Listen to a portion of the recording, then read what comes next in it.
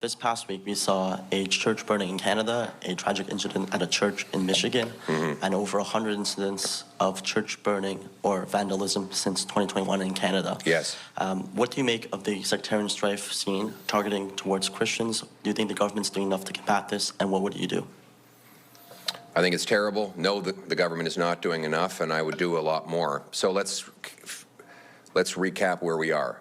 100 churches have been burned.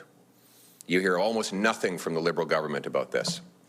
Christians may be the #1 group that is victims of hate-based violence. But of course, it's not politically correct to say that. 100 terrorist attacks against Canadian churches. This anti-Christian hate has got to stop. We've seen with this Liberal government is the number of things they've done to allow this. One, they've separated people into groups. Their ideology seeks to identity politics, divides one group against another, and then we're surprised when that leads to violence. Two, the Liberals have reduced criminal penalties for arson, so people are not afraid to get caught burning things down anymore.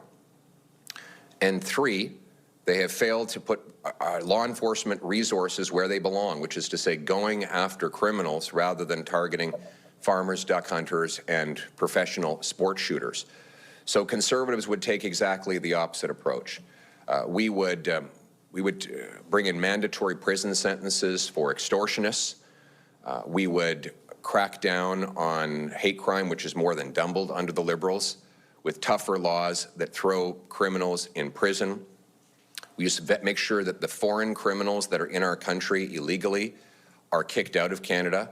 And we would redirect resources away from banning duck hunters, farmers, and sports shooters towards more police and border services that will keep all Canadians safe. Because frankly, Canadians of all faiths, including Christians, deserve to worship in peace. Thank you.